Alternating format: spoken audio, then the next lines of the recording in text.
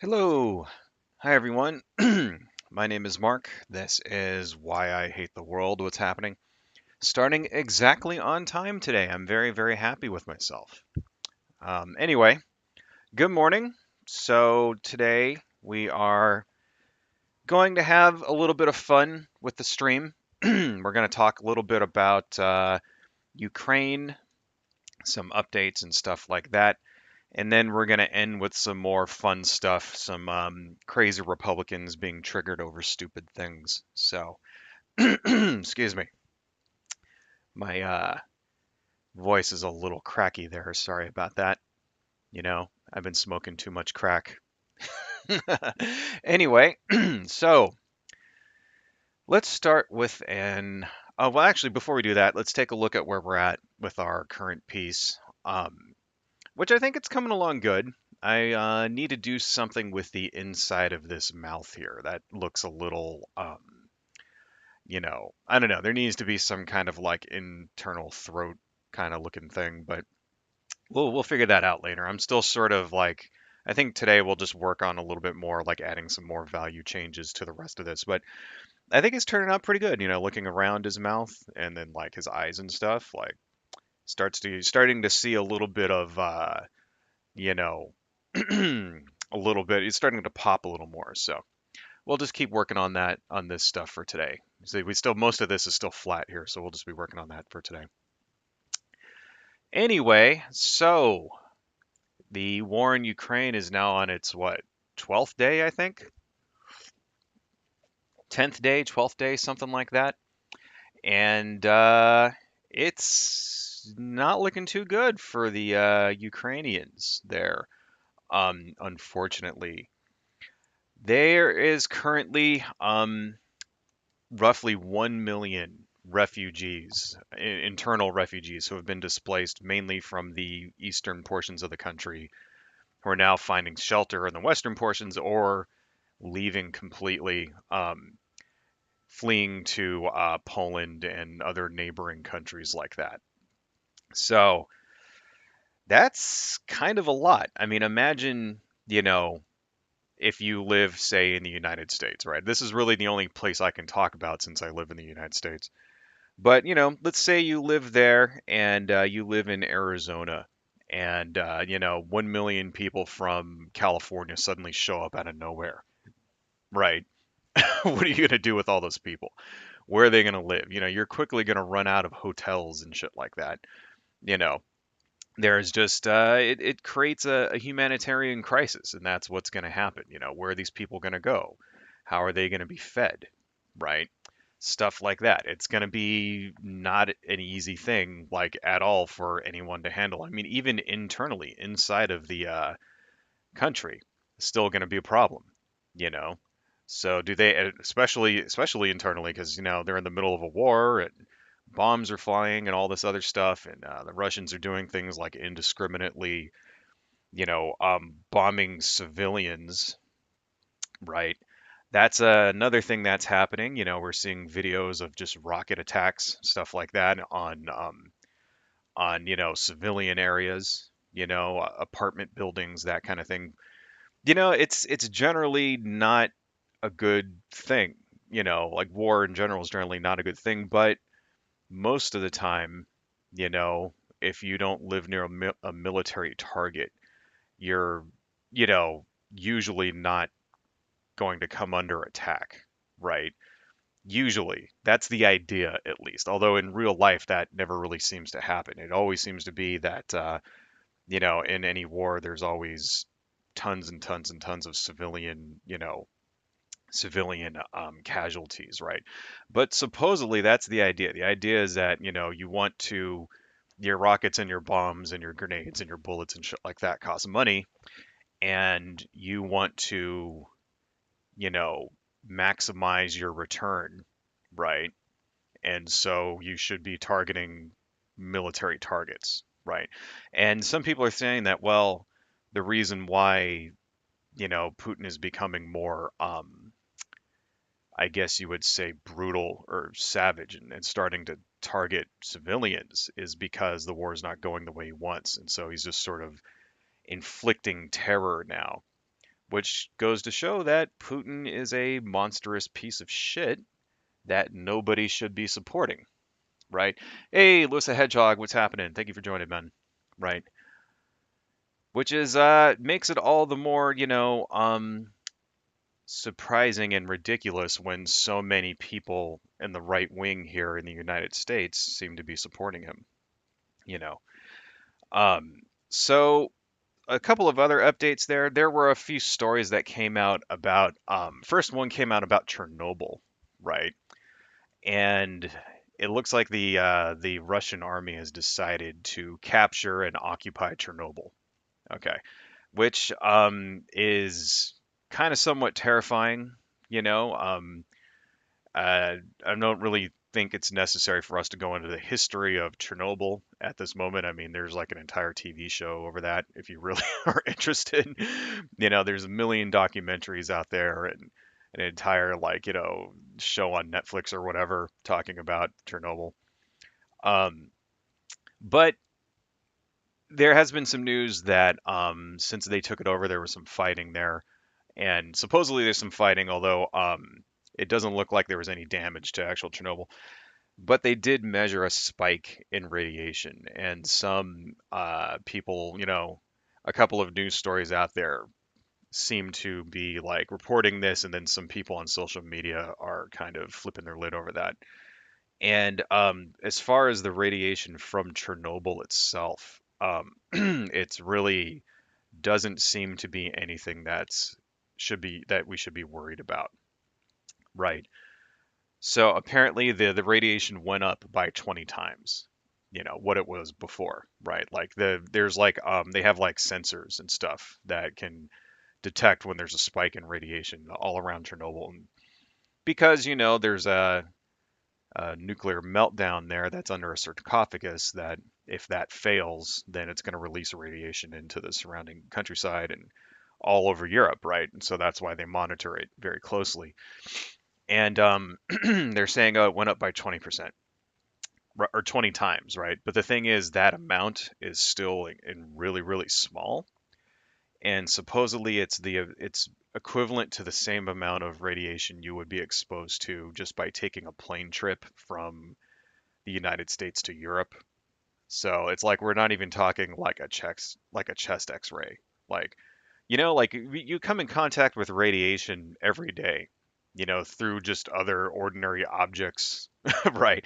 Apparently, teeth fillings are radioactive to a very small degree, stuff like that. And it's just like part of normal ordinary like life that, like for example, flying in an airplane exposes you to radiation because of different factors, but it's such a small amount that it's like it'll never significantly be a problem. Your body can absorb a certain amount, right?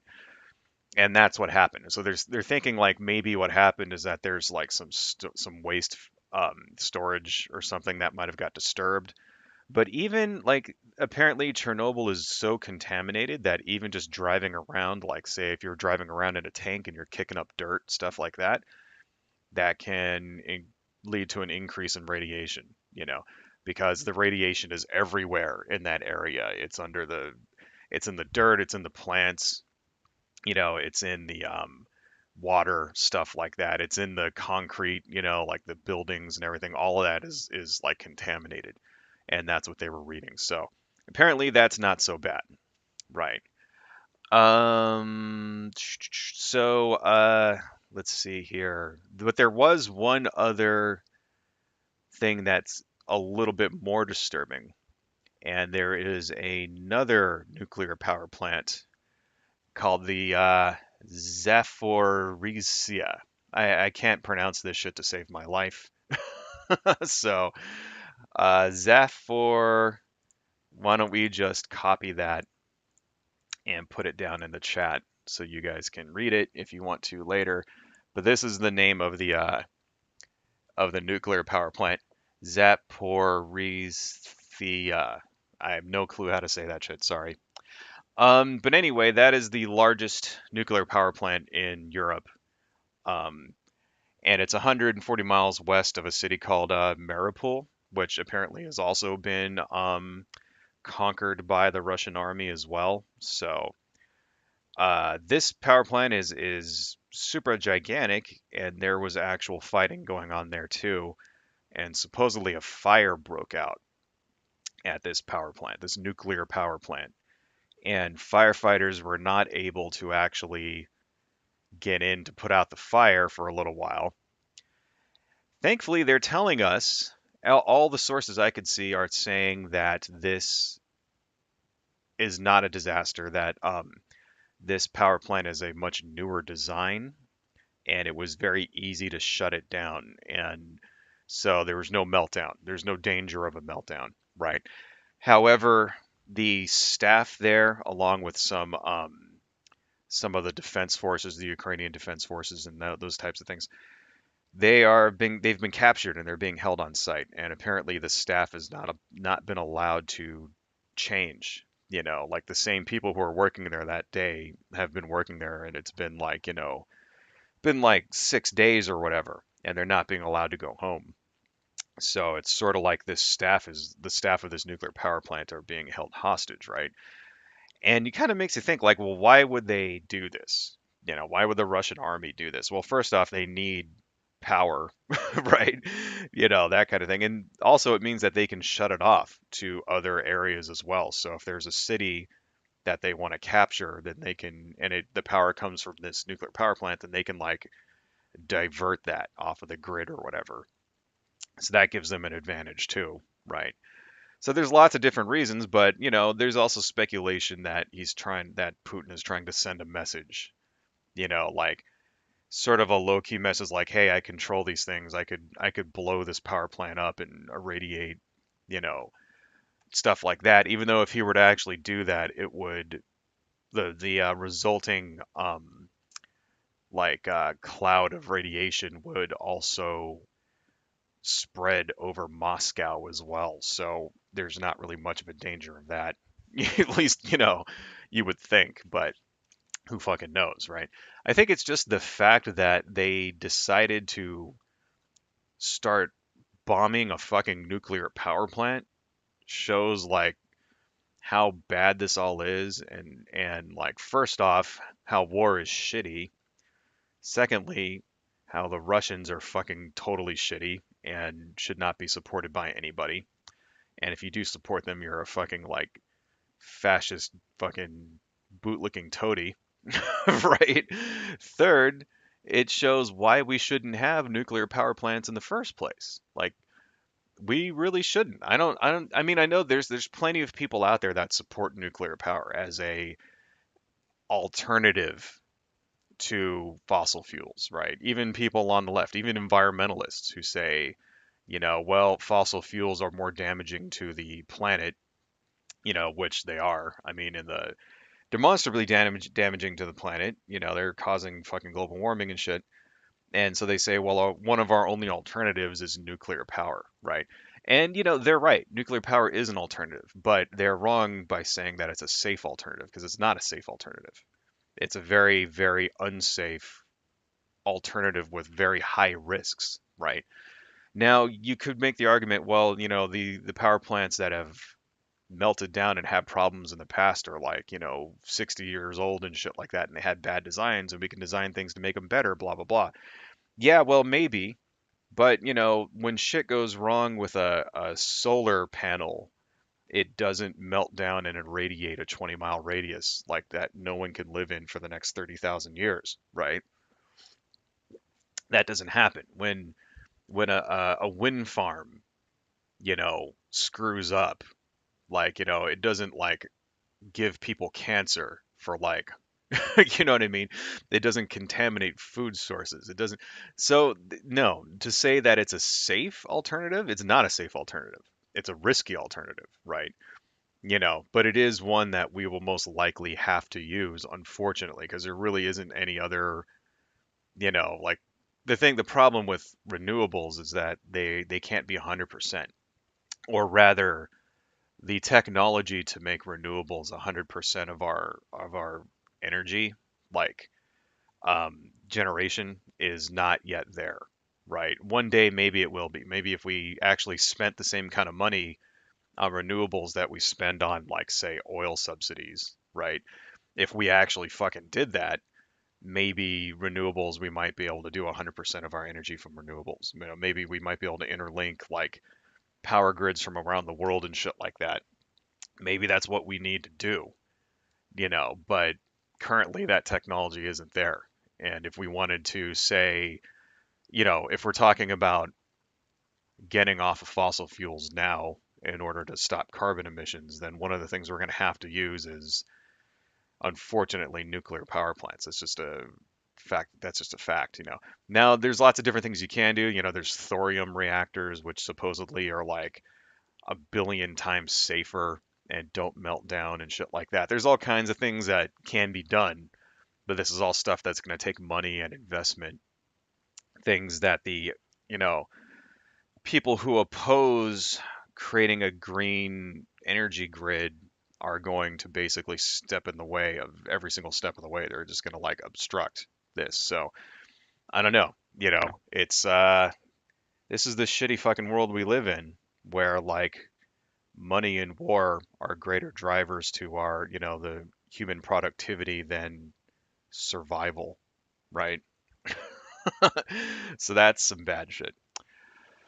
Lewis the Hedgehog, have you heard about the Ghost of Kiev? That story reads like the plot of an Ace Combat game. Ace Combat, totally. Ace Combat was that was a series of games from, I think I had one of those on my old, like I had a Tandy 1000 years and years ago, and there was like a Red Baron Ace Combat game, I think, long time ago. Anyway, yeah, I've read about that, and see, the thing is I'm not so sure. Like, I'm sure there's probably something going on there, but um, that also, like, when you hear stories like that, you should take them with a grain of salt, right? And not to say that I don't think that it's true or whatever, and I hope it is true. I mean, that's because it's kind of good news, the idea that the Russians are being beaten back, right? But we got to remember that propaganda goes both ways. I talked a little bit about this on Wednesday. You know, Propaganda does go both ways, and so there very well could be, this like ace pilot going out and downing like 25 Russian jets and shit by himself, right? That could also just be a story they made up in order to boost morale, which it looks like it's working. It looks like, people are spreading these things on social media, and it's giving some people hope, and the whole point of propaganda is to like get people, you know um, not just give them hope, but to get them excited so that they want to go fight, right? So that they'll be like, hey, we can win. See, look, here's us winning. Let's go finish them off. Like that's the whole point of propaganda. So it could very well be that, we hear stories like this. We hear stories about like, the Ukrainian army doing things like stealing Russian tanks and that kind of thing. And I'm sure these things happen. Sometimes there's even videos of it, right? So good for them, dude. I hope they keep it going. I hope they win and they manage to, you know, stop the advance of this. Like apparently there's like a fucking 40-mile convoy of Russian military vehicles, tanks and Humvees and shit like that, Jeeps or whatever they use, flak tracks, I don't know. Right. Apparently there's this entire like, 40-mile thing of like fucking Russian tanks and shit. And, here's hoping that they get, and they stalled out apparently. Apparently it stalled out right before it got to the capital city, Kiev. And here's hoping they stop it. Here's hoping that they're able to harass that enough and stop them from being refueled and shit. But, you also got to be realistic. Realistically, do you think they'll be able to do it? I mean, maybe, I don't know. Let's let's just not, all I'm really saying is don't like, don't get your hopes too. Don't like emotionally invest yourself too much in a victory, which it's very far fetched. And just be ready for just keep yourself ready for bad news, unfortunately. Like, here's hoping. I hope they win, man. I hope that they're able to stop them. And like, I think the probably the best case scenario at this point is that they bog the Russian military down with like, harassment techniques and like, because it's like an asymmetrical warfare. That's the term for it. They're fighting a vastly superior military, like equipped foe. Trained, better training, better equipped. Equipment, stuff like that. So they're going to have to rely on things like hit and run tactics and roadside bombs and that kind of thing. They're going to have to rely on shit like that, right? And those types of tactics are very effective. I mean, we've seen it, shit, over the last 20 years against our own military. Those things could be very effective as far as, the name of the game now for the Ukrainian defense forces is to basically make it hurt. That's what they got to do. So whether that's through making them lose equipment and just like their best tactics now is to just hit and run constantly, hit and run, set traps, set ambushes, snipers, shit like that. They don't want to face them in open combat. They want to do things like catch small patrols on their own and take them out, shit like that. And if they can keep doing that, if they can keep them going and they can annoy them enough to where the cost becomes too much, then when it comes time to negotiate, which apparently they've already started negotiating again, like for like a peace accord. Apparently they've been negotiating, for the last couple days. When that time comes again, they'll be in a much better position. So let's just hope so. Let's hope that they can keep that happening. Anyway, some Russian vehicles are abandoned because they just ran out of fuel. Yeah, I heard about that too. Like apparently they've got really bad logistical, challenges that they can't overcome, and they just ran out of gas. And they're also like eating food apparently, which is like MREs and stuff, which are like expired for several years.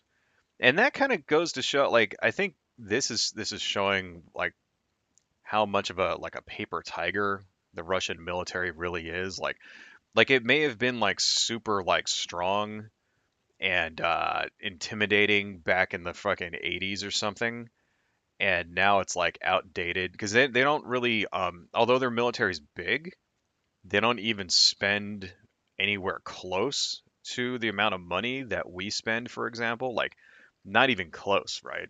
And one thing about like having a super huge military, like a mechanized military with, high technology and all this shit, you have to maintain all of that stuff too, right? You don't just buy a tank and then just leave it and then dust it off when it's time to like, you have to like keep it from rusting and replace parts on it when it wears out and that kind of thing. So it's like apparently they haven't been doing that, right?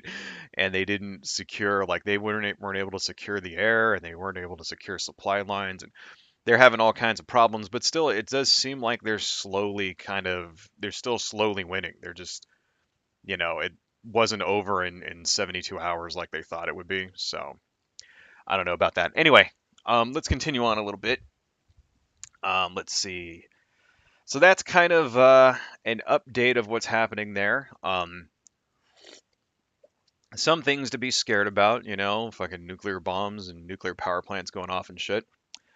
And it just really shows, how bad of a person Putin is. And if there was any, I mean, sometimes, when you have conflicts like this, especially one when it's something that your own country is not directly involved in, it can be a little tough to kind of decide who are the good guys and who are the bad guys. I mean, usually, there really isn't in a war. Usually war's bad, but who are the aggressors, I guess is the way you would put it, right?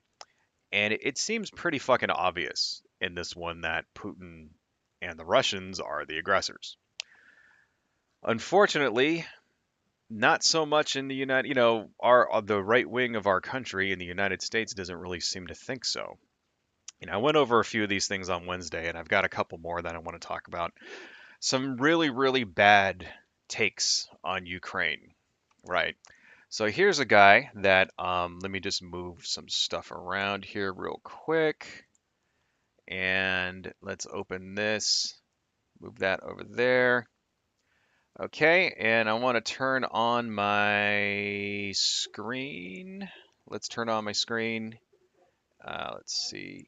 And if you're hearing noise and shit, the guys upstairs are doing like construction, so sorry about that. Here is a article here talking about a guy named Greg Gutfeld, who is a Fox News pundit. He is blaming the fact that Putin decided to invade a sovereign nation on Greta Thunberg. Greta Thunberg, of course, is a anti, global warming environmentalist activist. One of the prominent activists in our time, actually. And he thinks it's her fault that because of Greta Thunberg and her stance on, trying to get us off of fossil fuels in order to, like, save mankind from extinction. He thinks she's the one that caused Russia to invade the Ukraine. So, there's a video here, right? Let's make this a little smaller so that I don't get copyright striked. Let's move that down a little. And let's see what Greg Gutfeld's got to say here. Welcome back. The White House is being pressed to ramp up oil production here at home to counter Russia. Despite rising prices at the pump for Americans, the Biden administration says it has other plans. We need to reduce our dependence on foreign oil, on oil in general, and we need to look at other ways of having energy in our country and others. One of the interesting things, George, we've seen over the last week or so is that a number of European countries are recognizing they need to reduce their own reliance on Russian oil. Greg, isn't this the reason Now, what would be so wrong about that, by the way, right? So one of the things that's happened here, right, since Putin decided to invade, right, is that for example, Germany and a few other countries have joined in with the sanctions in order to punish them, right? But they haven't gone all the way, and it's because they get some of their oil energy. They have a pipeline that goes from Moscow, Russia, into Germany, and then distributes to the rest of the rest of the European nations there. And so they kind of don't want to go 100% because they don't want to shut this off. Because if they don't, then their countries are going to suffer, right? So how exactly, that's perfectly understandable, right? So how exactly is Greta Thunberg's stance that we shouldn't be using oil at all the cause of, the fact that these countries don't want to, I guess, shut off the flow of Russian oil? How is that impacted by an advocate who doesn't want to use oil at all? That doesn't really make a lot of sense, right? But let's listen to what the guy has to say here before I talk shit about him. Let's listen to his own words. we are in this situation in the first place where they can't get themselves off of Russian oil because European countries and the United States are fine with, they say, we're not going to drill here, but we'll still get oil from somewhere else. I have been waiting for. There you go. We're not going to drill here, but we'll still get oil from somewhere else, right? That is not Greta Thunberg's stance. Sorry about that noise there. That is not Greta Thunberg's stance. Her stance is that we should not be using oil at all, right? Hopefully that's not too loud. For this segment for days. This is the irony of letting children like Greta Thunberg take up shelf space in your brain.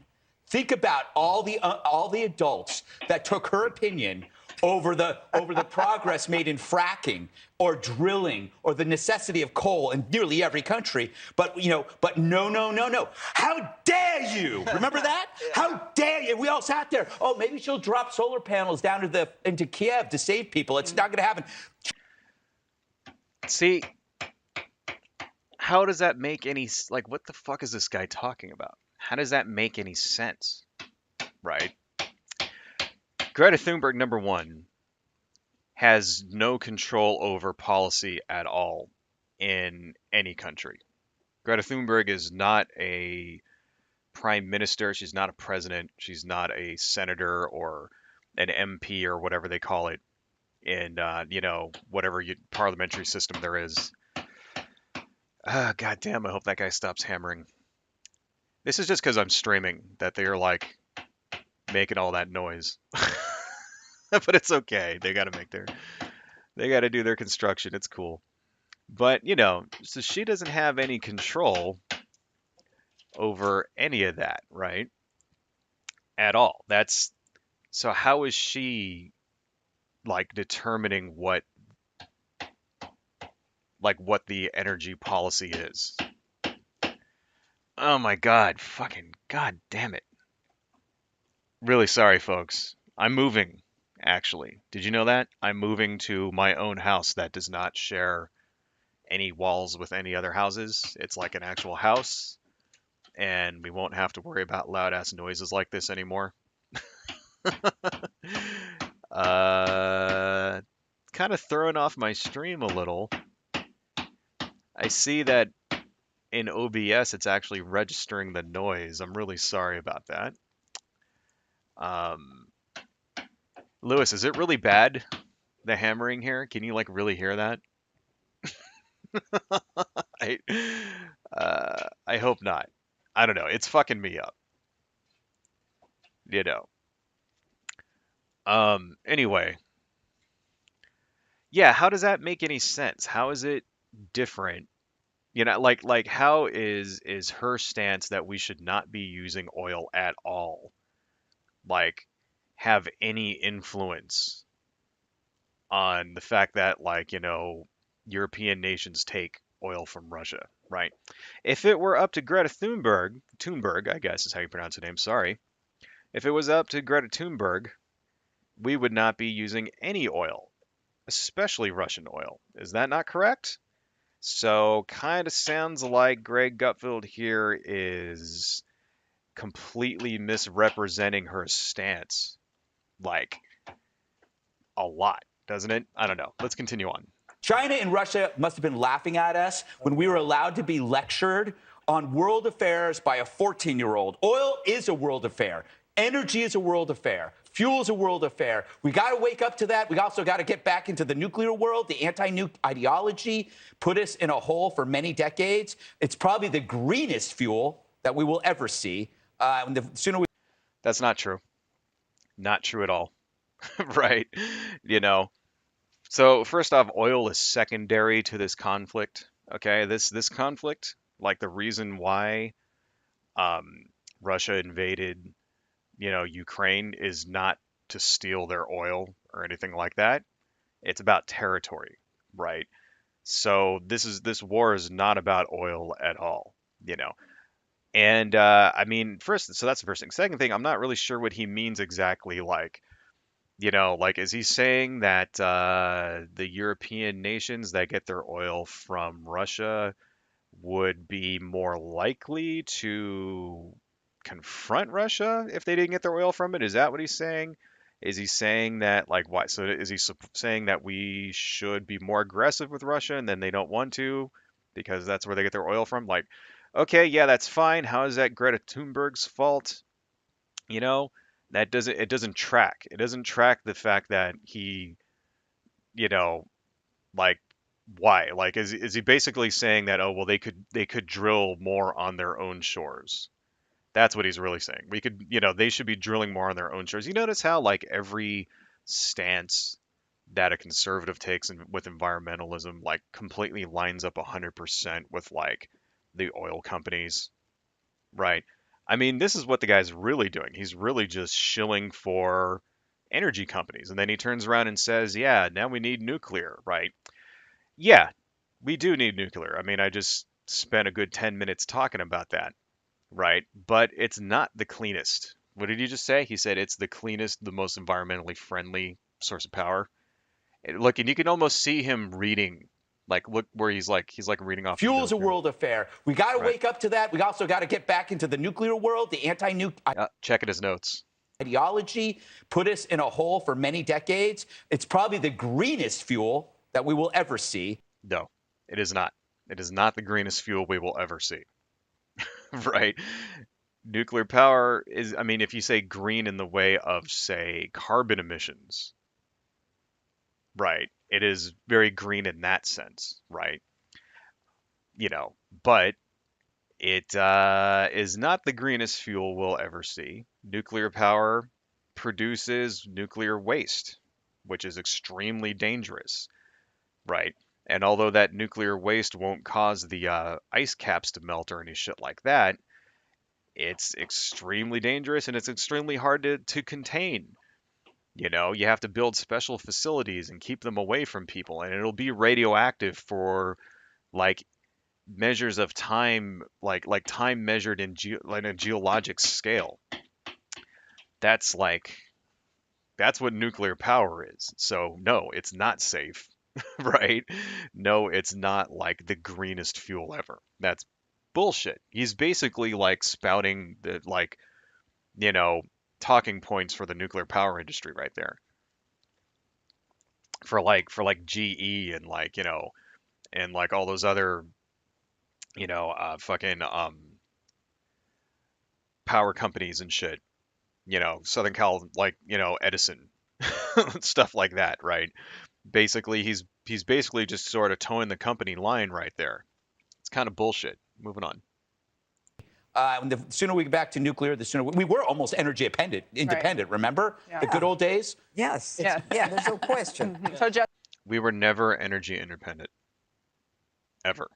What good old days? What is he talking about? What, the 70s? No. The 80s? No.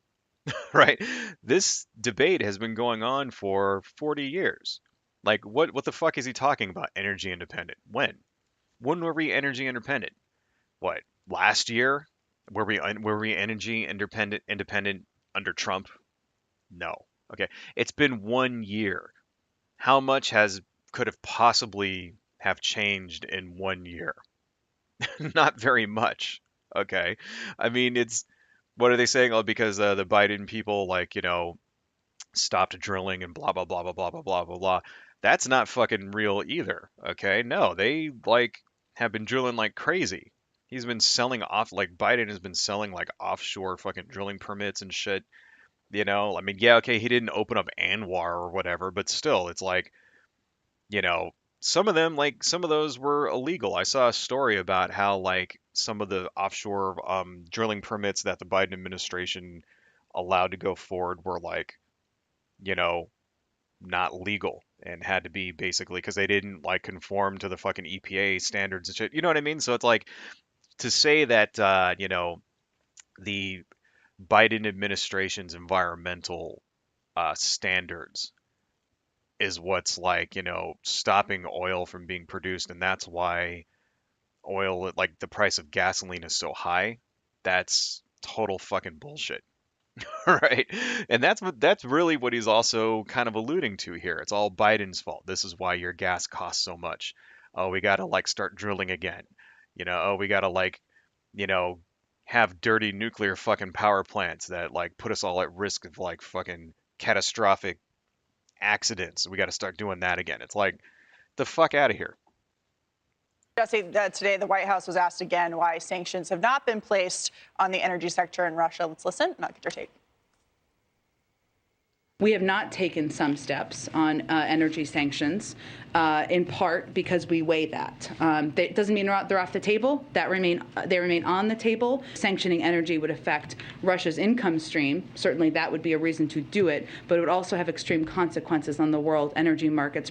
So, Jesse, in October 2021, right before the climate change conference of the parties, Joe Biden stood up and said Russia needed to pump more oil. Less than a year ago. Yeah, what does that have to do with what Jen Psaki just said right there? Right? What does that have to do with that? See, that's another thing that Fox News always does is that they'll play something, they'll play a clip or whatever, and then they'll talk about something completely unrelated to that, and then pretend that the clip they just said is like relevant. You know, the clip that Jen, the that Jen Psaki just said right there basically said, "Hey, we're not sanctioning their oil because it will cause markets to go crazy, right?" And why do you not want markets to go crazy? Because that can lead to things. First off, like it has a pretty big impact on like the price of energy, not just in our country. Remember, our country is we buy shit from the open market, right? Not just from our country, but from all over, the world, right? And especially Europe. Europe is, I mean, remember, it's not just us. We're not the only people making the decisions here on how to stand up to Russia, right? It's NATO, it's the European Union. We only get a vote. We don't get to tell them how they're going to do it. They don't want to sanction Russian energy because it's going to fuck up their economies, right? So, what does that have to do with like, yeah, nothing with the war and sanction? No, it doesn't have much. And then she turns around and says shit like, "Oh, a year ago, 2 years ago, Biden said that Russia should make more oil or whatever." It's like, yeah, 2 years ago, before there was a war, right? Like, how about you look about what he's saying now and not 2 years ago before like a fucking crisis started, right? Before the Russians decided to invade the Ukraine. See, this is like, but people see this shit and they think that this is actual like, legit political analysis. You know what I mean? Like, I don't know. Let's turn this shit off. Fucking Fox News. I mean, there's just an example of why you shouldn't watch Fox News. Because it's, bullshit filled with fucking like scumbags, right? Who like, basically lie to your fucking face and manipulate people into saying, manipulate things that don't actually mean what they say. I don't know. It's disgusting, Too long didn't read of that is that Greg Gutfield's a fucking asshole who is like, 100% wrong about everything. Where are we at? 11:44. Some more questions. Let's see. Lewis the Hedgehog. What do we got here? Can't wait until we have electric cars that have superconductors in the engines. We would have electric cars that can travel as far as internal combustion ones. That would be great.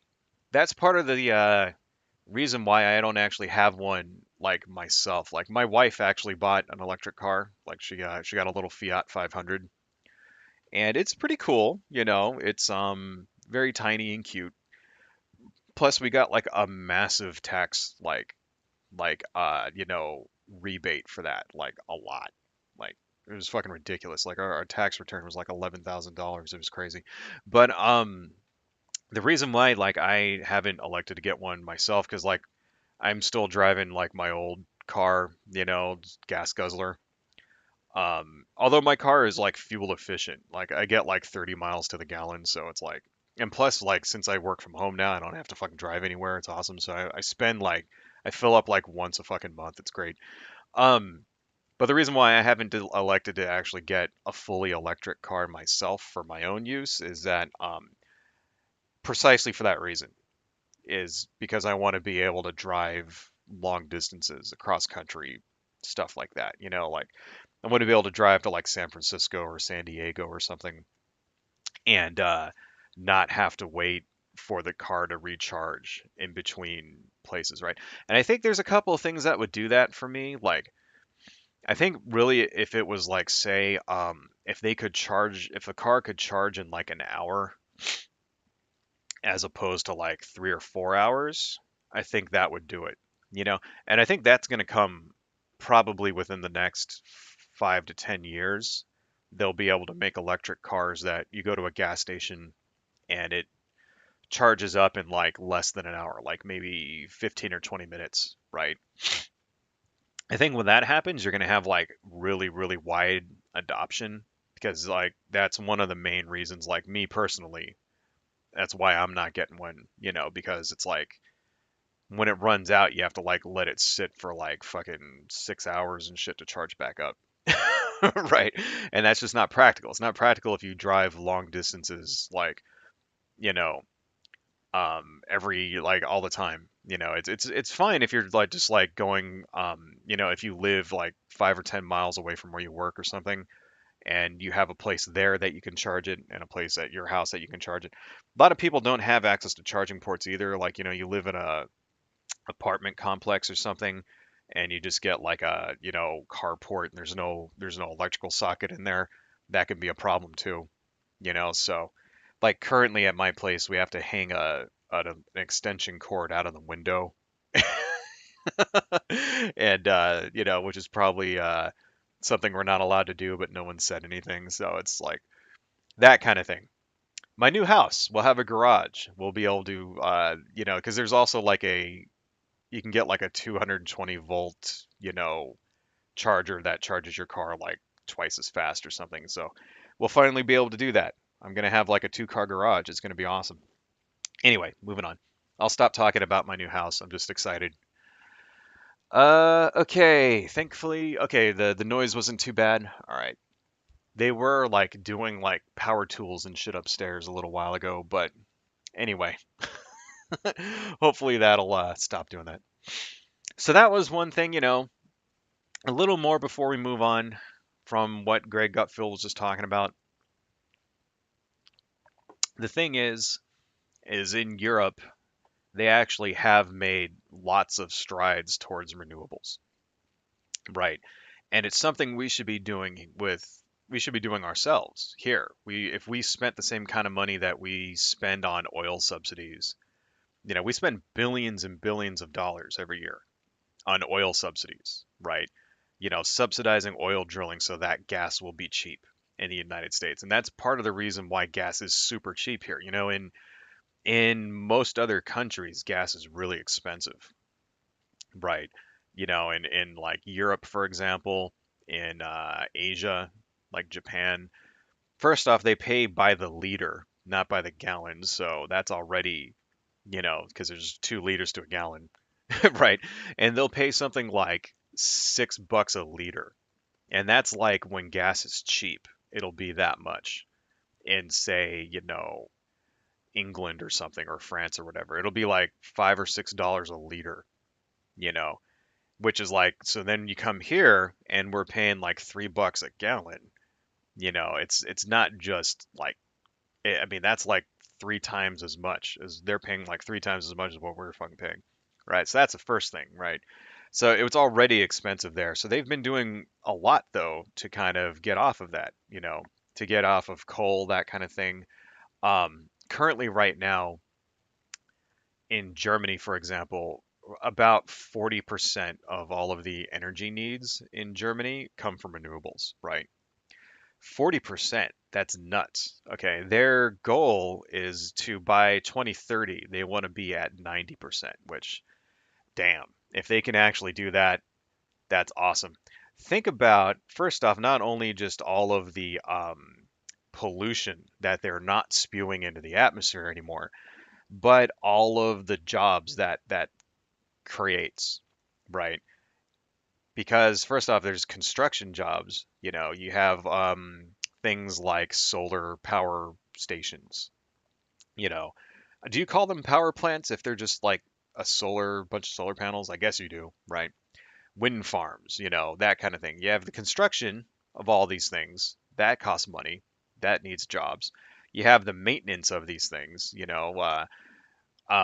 Windmills, for example, will break if the wind is too high, shit like that. So you got to go out, you got to maintain them, so that's jobs, right? So think about like all the people who are basically getting jobs like through all this, like employment, right? The energy sector that usually before it was just like some power plant that some, coal-fired thing that is all super dirty and only employs, maybe 100 people, and you're replacing that with like 50 wind farms all over the country that employ 100 people each. So that's the other thing, right? And also, renewables are super cheap. It takes a very little investment. It's like something like $1 billion to build a nuclear power plant, and it's about 100 million to build a solar farm, right? I mean, it's not even close, right? And, you say $100 million is super expensive. For a fucking power plant, that's nothing. That's barely fucking. I mean, seriously, it's like, $1 billion for a nuclear power plant is like on the low end. It's probably like three times, $3 or $4 billion just to build like a low, like, tiny fucking nuclear power. And then think about all the maintenance that you got to do and like all this other shit. And then you have to think about fucking things like disposing of the nuclear waste and then like, safety protocols. And did you build it on a fault line, stuff like that? You know, there's a nuclear power plant in California called the Diablo nuclear power plant, and it's on a fucking earthquake fault. Right? So if there's an earthquake, it could damage this power plant, which could fucking melt down, and like there goes Los Angeles. Like seriously, all of Los Angeles will be uninhabitable if this nuclear power plant built on a fucking earthquake fault line. And that's, if it just decides to be, if the fault just decides to fucking like, you know, slip that day. And like we have the big one, in California, they're always talking about the big one is going to come one of these days, the earthquake, the huge giant earthquake, which is going to destroy everything. And, the 9.7 size earthquake or whatever. Right. If that shit happens and that power plant gets destroyed, bye bye Los Angeles, right? Why are we not shutting that down? Why are we not shutting that down and replacing it with wind farms that when there's an earthquake, just some shit falls over some windmills topple over, and all you got to do is stand them right back up, and that's it. Everything's cool. Like I don't understand. Like anyway, starting to ramble a little bit. Fracking is also super expensive as well. Fracking is when you inject water and chemicals into the ground in order to extract oil. It's extremely expensive and is the reason part of the reason why it's been cut so much is because it's not profitable. Like basically, oil has to be over roughly $100 a barrel for it to be profitable, and you know, oil is usually not that. It is now because of this conflict and supply chain issues, because of COVID and because of the war in the Ukraine. It is now that high, but for a long time it wasn't. And it's like they were losing money on fracking. So if you lose money, they're not going to do it. Oil production goes down, and that's just fucking capitalism right there. You know, personally, I think that's great because fracking does things like it'll like fuck up the groundwater for an entire area. You seen those videos of people like lighting their fucking tap water on fire and shit like that? That's true shit, man. Those are not, it's not fake news. Imagine that. Imagine you can't drink the water where you live. You can't use the water where you live to like take a shower or something because it's fucking contaminated. It's filled with like benzene and shit like that, you know? And what are you going to do in that situation? What do you do? Like you wake up one day, you find out your water is contaminated. What are you going to do? Sell your house and move? Who's going to buy your house? Right? Who's going to buy it if they can't use the water? No, your house is suddenly worthless. You're screwed. You've got no place to go. You've got no money. So that's what's happening right now with fracking. And it's like they're beginning to like cut down on it and stop doing it because it's not, it's extremely environmentally damaging and it's not profitable, So like and then you listen to fucking Greg Gutfeld here saying, "See, we stopped fracking and that's a bad thing," and blah blah blah, encouraging more fracking. It's like, I don't know, man. Like, who writes these talking points for these people? Did he just not read these? Or do you think like say Greg Gutfeld is like a true believer? I mean, I don't know. I don't know. I'm still very much under the impression that a lot of what these pundits say is written by somebody else, and they just like don't really look it over even before they say the things they say. You know what I mean? I think a lot of what like things that like this guy Greg Gutfeld and people like Tucker Carlson and shit are probably written.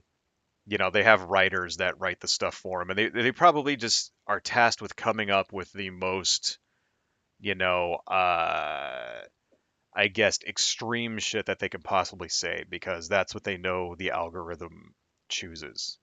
I don't even really think he even believes any of this stuff, I guess is what I'm trying to say. Like, I don't think he even really believes it. I think he's just saying it because he knows it's going to get him views, knows it's going to get him in the news. And it does.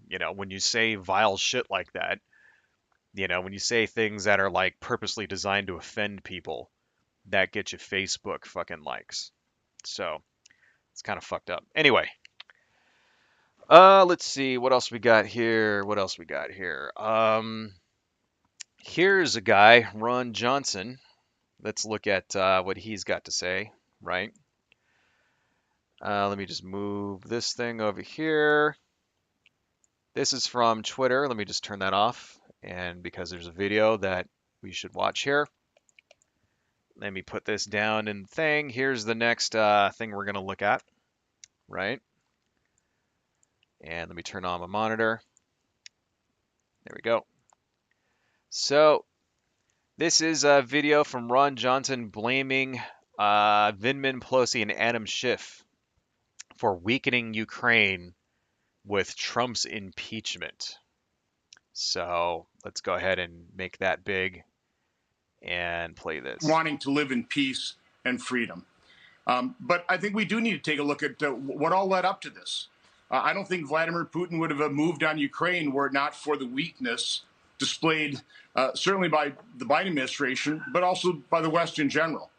And I'm certainly hoping that Colonel Vindman, Adam Schiff, Nancy Pelosi, who use Ukraine as a pawn in their impeachment travesty, are also recognizing, reflecting on how they weakened Ukraine, weakened the West, weakened America by the divisive politics that they play. There's much blame to go around, but in terms of the atrocities, that falls squarely on the shoulders of Vladimir Putin and his cronies. They have to be. Okay, enough of that. So it is the Democrats' fault for weakening the Ukraine, which allowed Putin to invade. Am I hearing that right? That's kind of what it sounded like. Let's listen to that one more time, right? Certainly by the Biden administration, but also by the West in general. And I'm certainly hoping that Colonel Vindman, Adam Schiff, Nancy Pelosi, who use Ukraine as a pawn in their impeachment travesty, are also recognizing, reflecting on how they weakened Ukraine, weakened the West, weakened America by the divisive politics that they play. How exactly? Now let's just, because this guy, this guy is in Congress, right?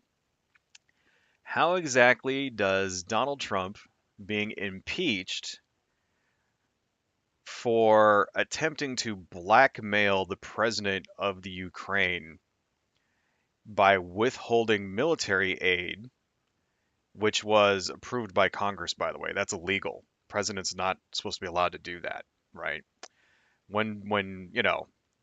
But how exactly does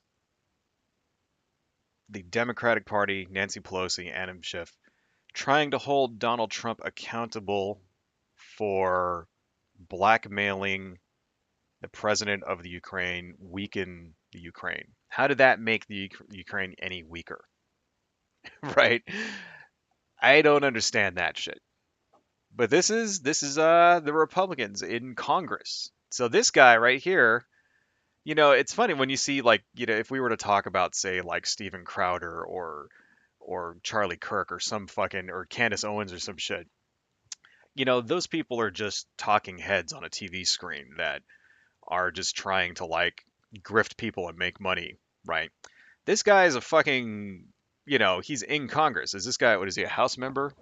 Ron Johnson? I think so, right? Is he in the Senate or the House? I don't know. I don't care. But he's in the government. He's one of the people making the decisions now. He's going to vote on legislation, right? He'll vote on, say, for example, you know, are we going to send more aid to the Ukraine? He gets to vote on that. He gets to actually like sit in and get access to classified information. He knows more about what's going on there than we do, right? Because he has access to the information that we're not allowed to know. And he's turning around and saying shit like that. He's saying, "Oh, it's Nancy Pelosi's fault. It's Adam Schiff's fault, right? It's Colonel Vindman's fault." Colonel Vindman, you remember, he's the guy that basically, you know, he's the guy that said that we should have like diversity training and was talking about like white rage and shit, right? After January 6th, like, oh, I'd like to understand that. And basically, because he acknowledged that far right wing populism is dangerous, right? So now he's suddenly being vilified by everybody on the right wing. Doesn't make any sense to me. Kind of sounds like Donald Trump withholding military aid from the Ukraine is what weakened Ukraine, right? I guess it's not the Ukraine. I keep saying the Ukraine. It's just Ukraine. You know, seems to me like that would be what actually really weakened them, and not us trying to hold him accountable for doing that really weakened him, right? Did you know that after Trump got caught with this, and while the impeachment was happening, he let the of course he let the aid go through, but there was a stipulation, with the he let the aid go through and the Stinger missiles and shit to go through, right? But he put a stipulation on that. He said that these missiles can't be used to fight Russia, right? But that was true. So he put that in there, and let's get rid of this thing. And that was a loophole. The thing is that the Biden people were the ones that said, okay, you're allowed to use these against Russia now. Here's an actual article from Business Insider, which is worth a read. There's a huge loophole in the GOP's claim that Trump's sale of Javelin missiles to Ukraine shows his support for the country. And long story short, basically says that he sold these missiles, which I think these things are so goofy looking, but whatever. He sold these Javelin missiles to the Ukraine, and there was a stipulation. The stipulation was you are not allowed to fight Russia with these, right? And part of the conditions for the sale was that they had to be stored in the western part of the country away from Russia. So, right? No joke. This is true shit. This is not fake news. Nobody made this up, right? This is not an Onion article. And it was Joe Biden that said, oh, hey, you can use these things now. That stipulation is gone. Feel free to start blowing up Russian tanks with them. I mean, of course, it's not like they weren't going to use them anyway. I'm pretty sure they would. But that just kind of shows right there where Donald Trump's head really was. So when Donald Trump goes on the news and says, hey, I armed the Ukraine, I was selling them missiles when other people were selling them blankets. He is 100% completely full of shit. He's lying his ass off and is just trying to take credit for the accomplishments of others. So there's that link there. Feel free to use that in your online debates with your grumpy Facebook uncle who still has his fucking MAGA hat on a year and a half later. Anyway, let's see. Where were we? Let's turn that off for now. Let's get rid of this. And let me go back to my notes over here. Okay, where were we? What else? Please remember, though, yeah, like, if you're talking, because this is a viewpoint that I'm seeing a lot from a lot of right-wing people. We kind of talked a little bit about this last week, too. Charlie Kirk came out and said something about this, right? This is one of the things, like, because, like, the Republicans, the conservatives, they have certain talking points that they all sort of echo, you know, and this is one of them. This idea that Donald Trump is, somehow super strong, right? And it would have happened like, Marjorie Taylor Greene said that in our stream last week. She was talking about how, um, you know, we had peace through strength, right? And let me just get this image ready for you guys. I've got another one here. Right, here's another image from, let me just turn this over here. Let's make this super big. And let me just make this as big as I can so that you guys can see it. Whoa, that's too big. Shit, not too big. All right. Here's another image here. This is a tweet from Donald Trump Jr. Let me turn that on. Okay. While Biden's weak globalism is failing, Trump's strong America First foreign policy protected America, deterred Russia, and led to peace. This is the narrative that's going around, right? So it's not just Greg Gutfeld. Let's turn that off because fuck that guy. Not just him, It's not just fucking Ron Johnson, right? This is sort of like one of the narratives that they're trying to promote, and it's bullshit. It's complete and total fucking bullshit, you know.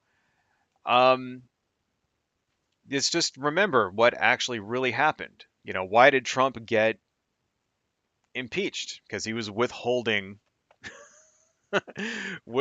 aid. He wasn't arming the Ukraine. He was withholding the aid from them, right?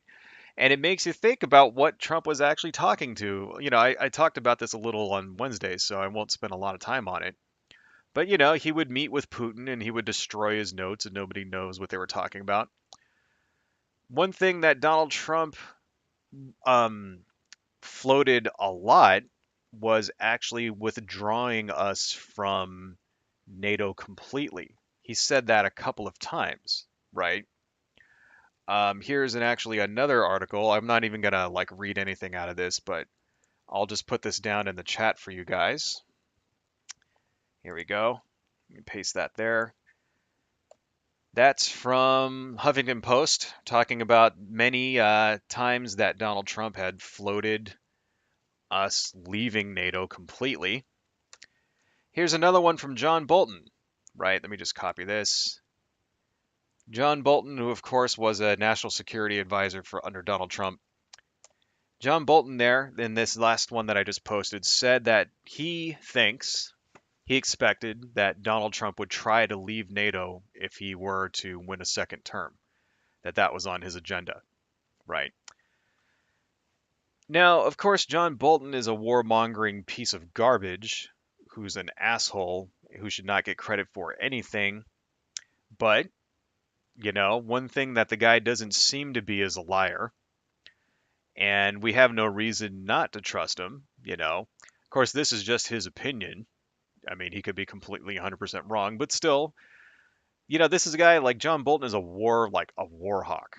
He's one of the people that like basically got us into the Iraq war, right?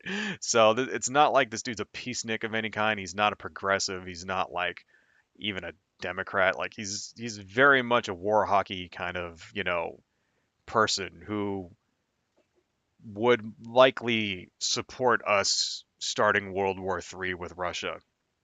And even he is like saying shit like, hey, Donald Trump was taking this shit too far. Right? So let's not forget what actually is really going on when people talk about, they try to say this bullshit like talking point that Donald Trump was somehow strong and somehow prevented a war, somehow kept Putin out of Ukraine, and it's only like the weak Democrats that are like, that's bullshit. That's such bullshit. It has zero fucking basis in fucking reality at all.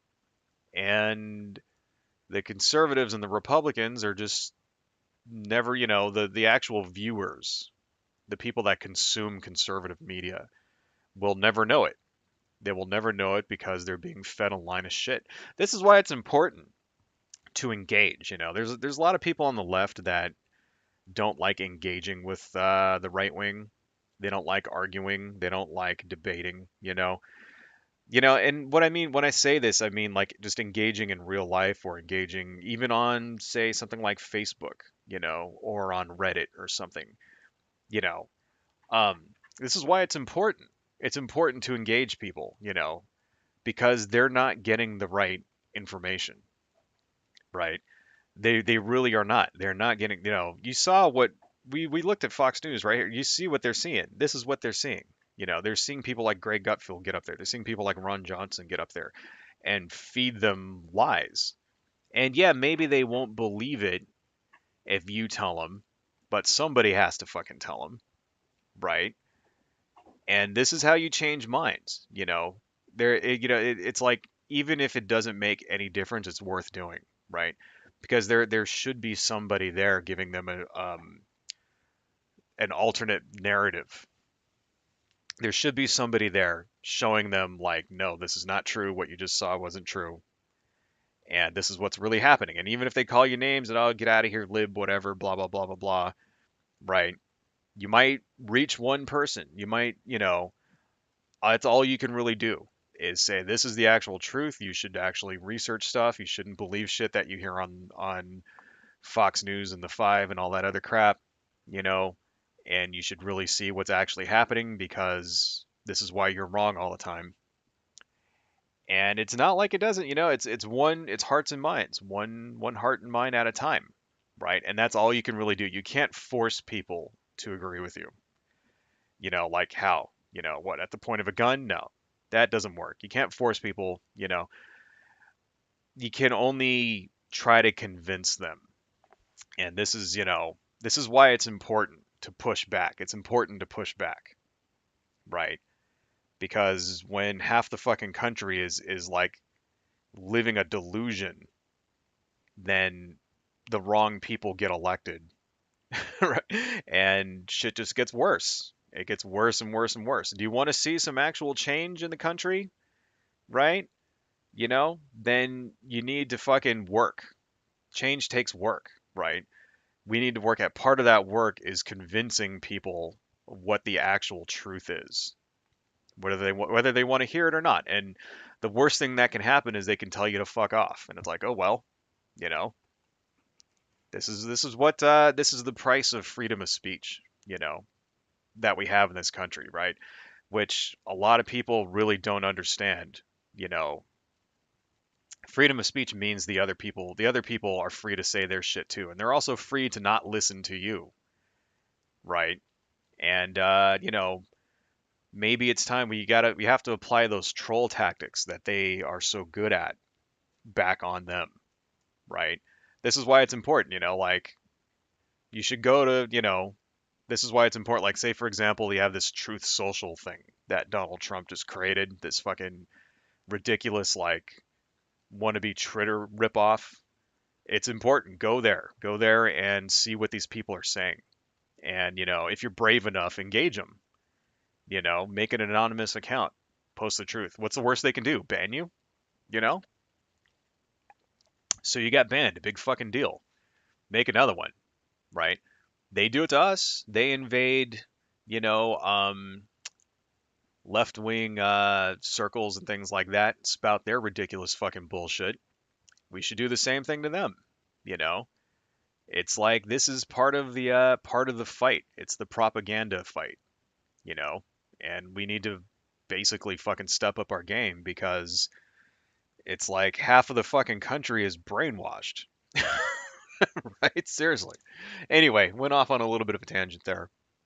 Maybe we should make an entire stream about the benefits of online trolling and how we can use trolling how we could weaponize trolling for the left. Maybe that would be a good topic to go over. What else we got here? Where are we at? I think we already read most of the comments here. We're about halfway through, so let's see. Another comment. During World War II, we rationed fuel all the time. Now we can't even be bothered to simply wear a mask during a pandemic. No wonder other countries think we're weak. Yes, that was one thing that I noticed through the whole like Afghan and Iraq wars. It never really felt like a war. There wasn't rationing of any kind. Like people weren't at home, weren't asked to sacrifice anything. You know what I mean? Like they just sort of like did whatever they can to keep life at home to be 100% completely normal. I think that's part of the reason why they're really like the anti-war movement kind of went to sleep. Like there was a pretty good anti-war movement all the way up until 2008, you know, and then Obama gets elected and then they just go away. And it's like, what happened to the anti-war movement? Obama didn't end the wars. Wars were still going, right? And it was just like they just stopped. And it's part of the reason why I think was because we don't feel it here. Like what you just said, Lewis. World War II, there was rations on fuel and meat.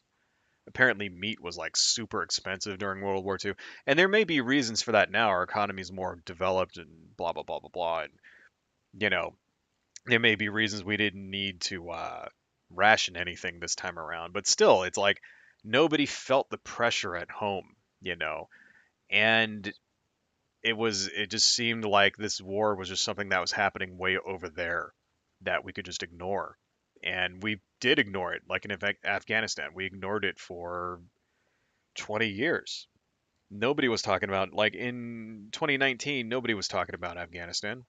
Like, nobody at all. It wasn't in the news. It was barely on the radar. Oh, thank you. My wife brought me a drink. I love her so much. Um, it was barely on the radar. Nobody cared. And then suddenly it's over. Now everybody fucking cares. You know what I mean? Like Iraq for a long time was, we didn't even talk about what was going on there, until like, oh, ISIS was a big deal. And then that just went away. Right? So maybe, yeah, I don't know. It's just these last two, like, we were just very not engaged as a society, and that definitely needs to change. That needs to change. We need to be more, people just need to take more interest in like what's actually fucking happening out there. And I think a lot of it also is that people are turned off because of like the divide that we have, like the intense, like, you know, um, tribalism, I guess, that we've got going now in the country. So, I don't know, man. I don't have any answers. I wish I did. I wish I had the answers. I wish I could say this is what we need to do. You know, this is what's wrong. Blah blah blah blah blah blah. I guess best thing you can do is just, I don't know.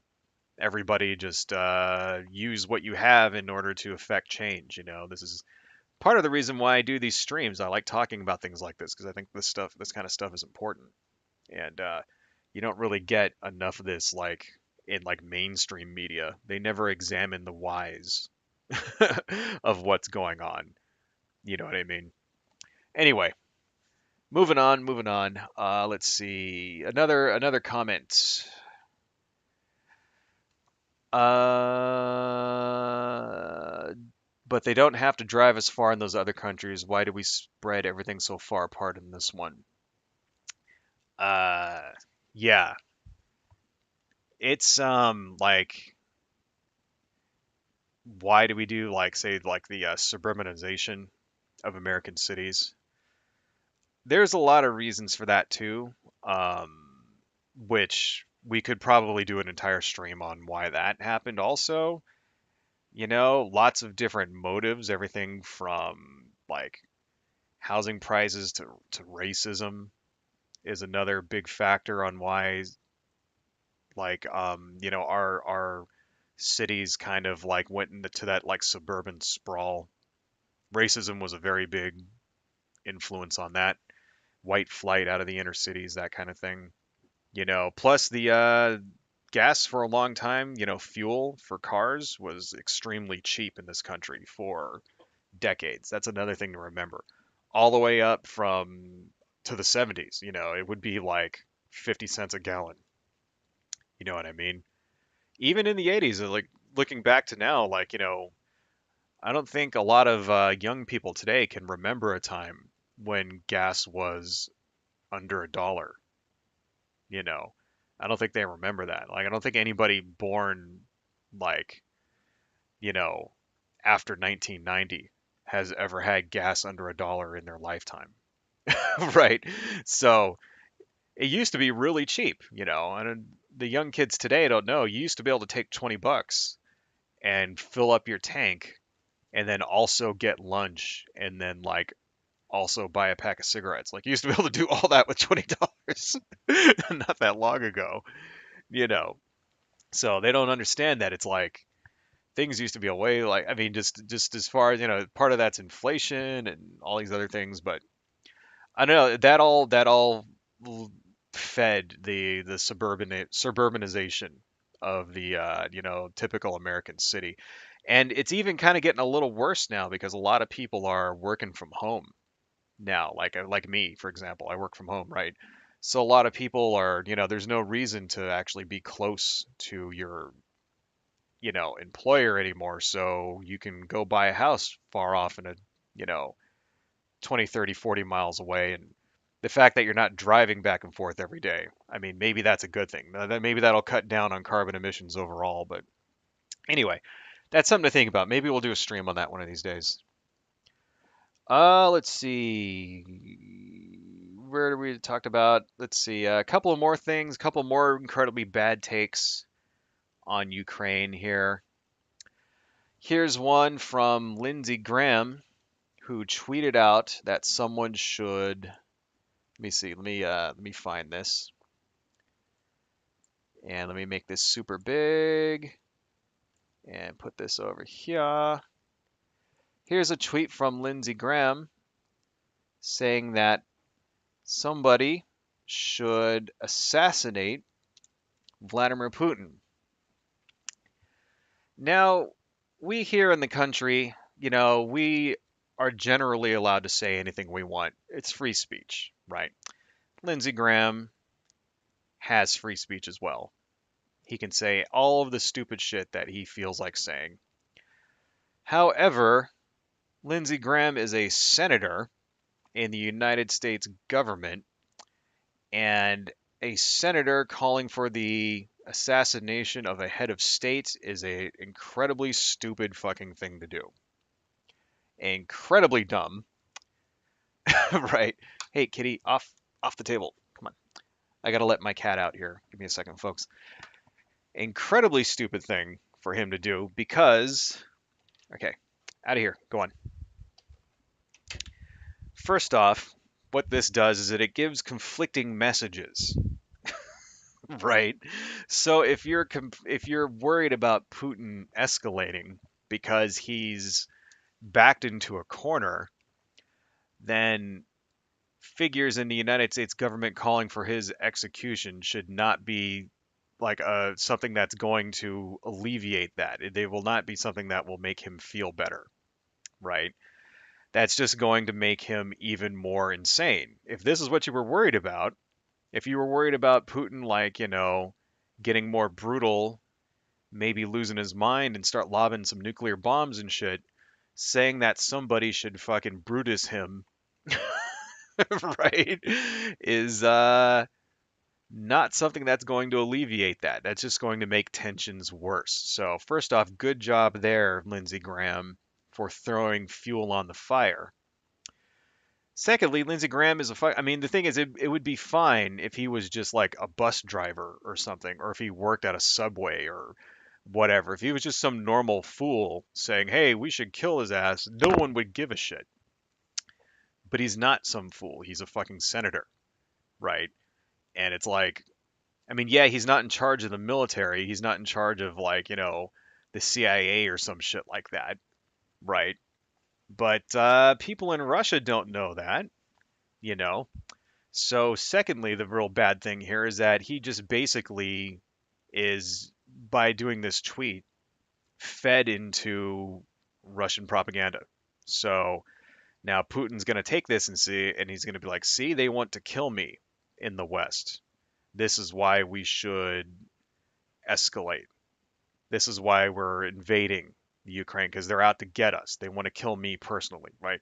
He basically just fed into their propaganda there. They're gonna take this and they're gonna make videos and shit in order to, propagandize their populace. Because right now in Russia, there's a big problem with like, protests and stuff like that, right? Well, this is gonna, they're gonna use this as a tool in order to try to sway public opinion. So basically, when somebody says something like this, it's especially when it comes from a member of the United States government who's actually like, one of the people who passes laws who will vote on, say, the authorization of the use of force, shit like that. It can be a very, very counterproductive thing.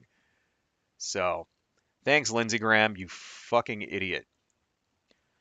Okay, I got a couple more here. That was Lindsey Graham. What else we got here? We got Sean Hannity has also suggested that Putin be assassinated. I'm not going to read this or anything, but this is another article from, let me copy that. Let me put that down in here, paste that.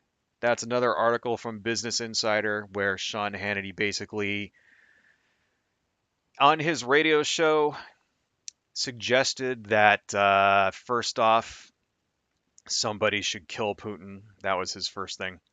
Secondly, he suggested that, oh, wait a minute. I want to do that. There we go. He suggested that we go and bomb the 40-mile convoy that is, all of the Russian tanks and vehicles and things that is stretching out towards Kiev. He's saying, oh, we should just drone strike all that.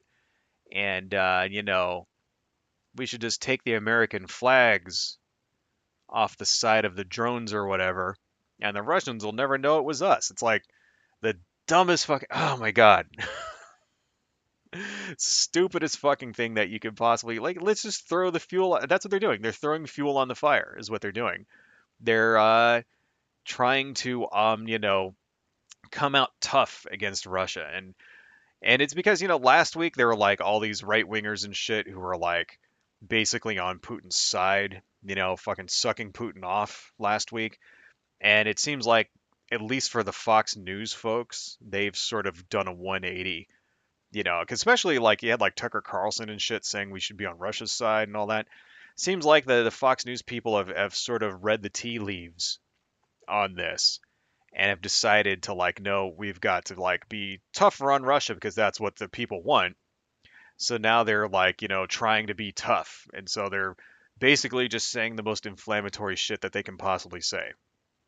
So it's like, goddamn, guys, choose a fucking side. Number one. Number two, don't make it worse. Because that's going to be more propaganda. Now they're going to see like, see, like this important news journal, like, and Putin's going to like be using this in his propaganda, like saying that this news journalist over here is calling for us for war and all that. It's like, do they want to start World War III? Like, what the fuck? I don't know, man. Like, I think like as far as like let's get rid of this fucking asshole. We're still watching. We're looking at fucking Sean Han. Oh wait. Oh okay. I wasn't broadcasting it. Still, anyway, I did put the link down there if you guys wanted to see that.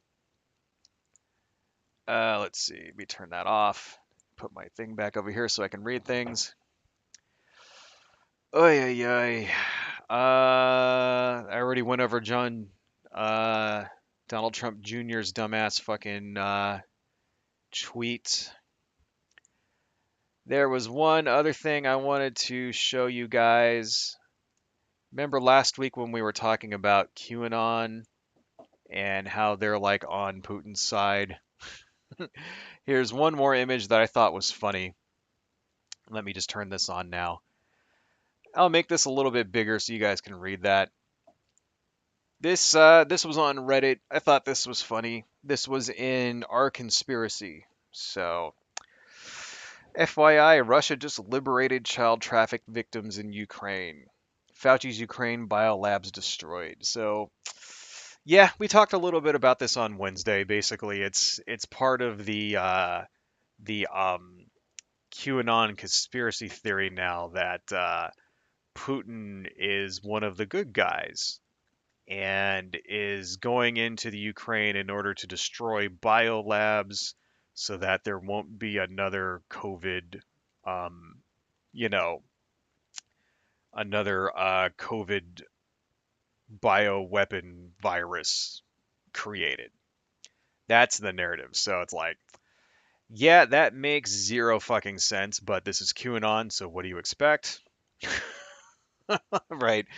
I don't know. I don't understand these people. They just get wackier and wackier and more insane as time goes by.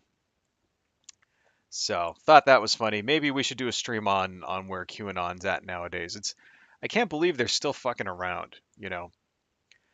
Anyway, yeah, the Ukraine is all fucked up. Everybody there, involved is insane. And I don't know. I don't know. I'm getting a lot of very conflicting messages here on the right wing. I don't know if I should be on Putin's side or if we want to kill Putin. I don't know what they want, right? And I think it's just a good idea to just not listen to anything any of these people say ever because they're totally fucking nuts. Um, I wanted to talk a little bit. We've got about what 12:33. I wanted to talk about a couple of things here. Some triggered snowflakes on the right wing. First off, the Super Bowl halftime show. I know the Super Bowl was like 2 weeks ago, but it's always funny to make fun of conservatives and the stupid things they get triggered over. So first off, here's a tweet from. Let me turn that on. This is a tweet from Charlie Kirk. Let me just click on this and let's turn up our thing here. In fact, you know what? I'm not going to actually open this. I'll just put this down in the copy that. I'll just put this down in the chat so you guys can go to that later if you want. Here's a tweet from Charlie Kirk saying the Super Bowl halftime show was sexual anarchy. I don't know why they got so triggered over the Super Bowl halftime show. All it was, is it because, I mean, well, okay, I do know why. Is because there was black people in it. That's why. That's the real reason why they got triggered. I mean, let's be honest here. Is because, the right wing is basically predicated on thinly veiled racism, and then they see a bunch of hip hop artists and stuff get up there and fucking tear the roof off, and they all got triggered like a bunch of little snowflakes. That was funny. Let's see. Rudy Giuliani had something to say about Eminem.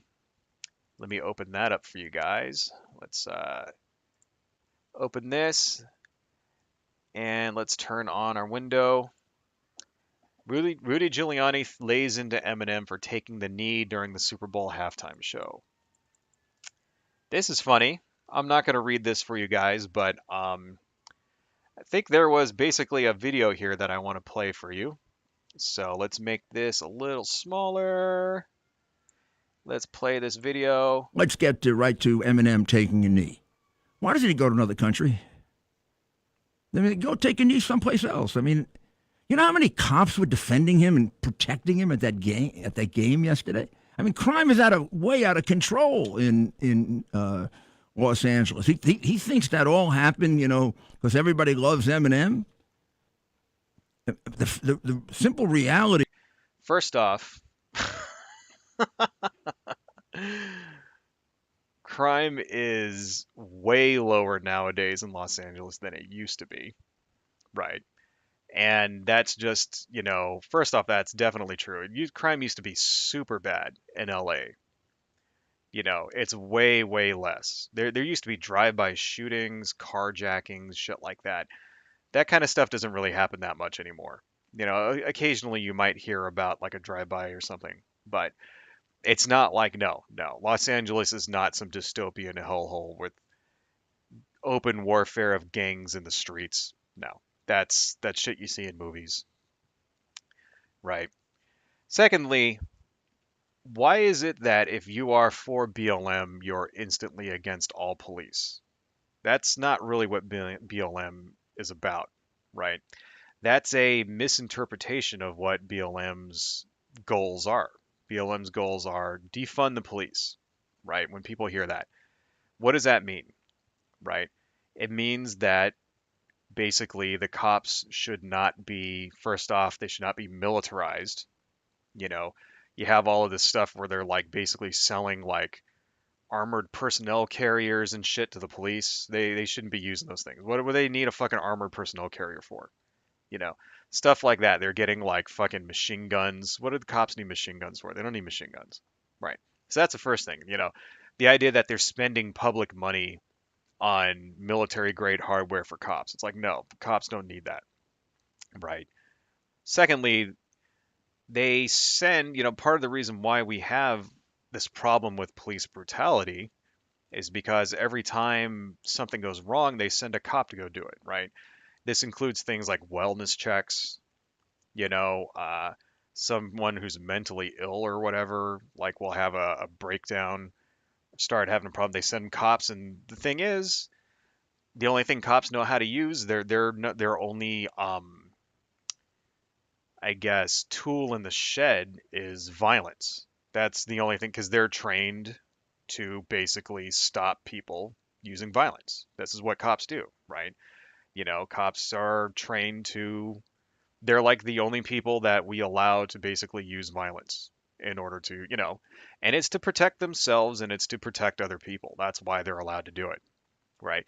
That's why we basically as a society allow police to use violence, including and up to lethal violence, because they're supposed to be able to do this to stop harm from other people, to stop someone who's about to harm someone else. That's the reason why. And it just so happens that, one reason or another, a certain segment of the population seems to be on the receiving end of that violence more than anyone else. That's what BLM is all about. BLM is not saying, hey, cops should not be allowed to shoot people. Cops should not be allowed to use violence to control people so that they don't hurt other people. That's not what BLM is saying. BLM is saying, you know, there should not be police violence towards black people unproportionately than other people. You know what I mean? That's what it is, because that's what's actually happening, right? You know, a certain segment of the population is being policed in a different way with much more lethal results, and it's because of skin color, because of prejudice, right? Because of bigotry. These are the goals of BLM. The goals of BLM are not to eradicate police everywhere, right? That's not true, you know. So whenever you hear somebody like Rudy Giuliani saying this shit, it's like, anyway.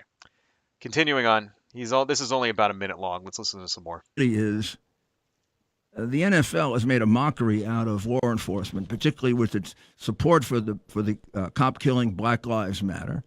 It's allowing Snoop. Does Black Lives Matter kill police? I mean, no. There have been very, very little instances of people affiliated with Black Lives Matter actually harming police officers in any way. You know, you can't really say the other way around. I mean, all throughout, the protests in the last couple of years, there are hundreds and hundreds and hundreds of instances of police brutality against protesters. People being shot with rubber bullets, sometimes even being killed. People being shot in the face with things like rubber bullets and sandbags, which seriously injure them and even kill them. That's happened over and over. Got videos of cops going around slashing tires, on cars, causing property damage, right? Smashing windows and then blaming it on protesters. We know these things have happened because there's video of it, right? Stuff like that. Police just beating the crap out of random people for no fucking reason. People who are just sitting there, pepper spraying people who are sitting on the ground, not doing anything, disproportionately reacting with violence. Right. We know that happened. How many instances have there been of BLM people killing police, shooting police? Very, very few. I found one from Dallas where there was a guy named Micah Xavier Johnson in 2016 shot a couple of cops. I think he shot like five police officers, right? So first off, that happened 6 years ago. Okay, so that's the first thing. That was really the only instance I could find of people affiliated with BLM that engaged in violence against police officers. There's some other stories out there that the right wing tries to blame on BLM, which are from people who are not affiliated with BLM. Like, for example, a couple of shootings by Boogaloo Boys, those types of things. Those people are not BLM. Boogaloo Boys, that's a different movement. Right, that's like a right wing anti government movement. That doesn't have anything to do with BLM. This is really the only one I could find where somebody who actually professed a affiliation, a connection with BLM, actually engaged in violence against police. So, one instance, right? The thing about Micah Xavier Johnson, that was his name, is that he was radicalized, yes.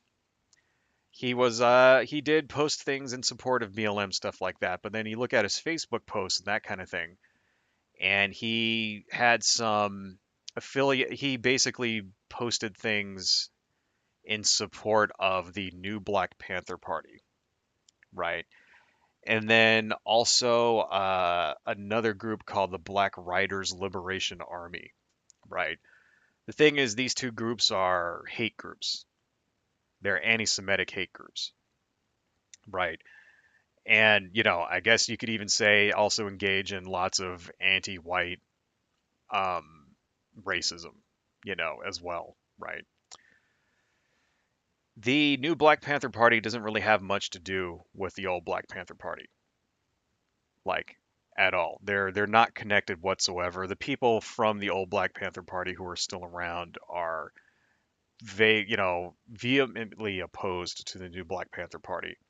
The new Black Panther Party is very much more aligned with things like, say, the Nation of Islam, right? That kind of thing. It's more aligned with those sorts of black liberation movements. And the thing is, those types of movements are pretty much right wing.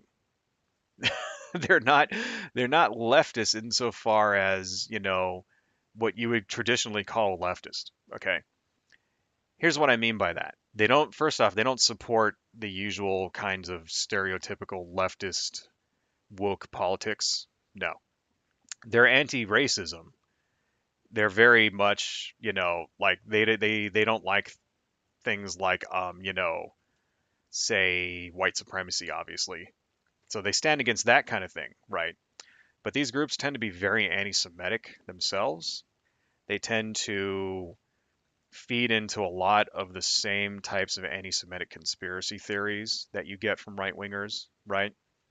That you get from groups like QAnon, that you get from like white supremacist groups. They feed into a lot of that stuff. A lot of the Jews are taking over kind of things. That you get the same shit in these sort of like, these black liberation groups, black Israelite groups, those kinds of things. They're very, very anti-Semitic, right?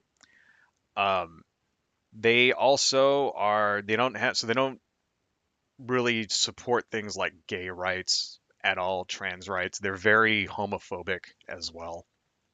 So yeah, they don't really go for the woke politics. That's the first thing, right? Secondly, they don't really go for the leftist economic policies either. Not really. They're not, like the Black Panther Party actually did. The old Black Panther Party from like the 60s, 70s. They actually did sort of, they were like based on Maoism, right? And that kind of thing. The new Black Panther Party, not so much.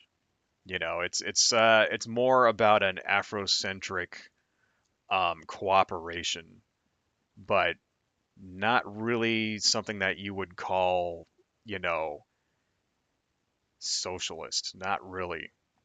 So it's like, so if they don't believe in the economic stance that like traditional leftists have, they don't have the you know if they don't have the sort of leftist identity politics, then why are they considered left wing? They're more ideologically aligned to the right wing. you know they are.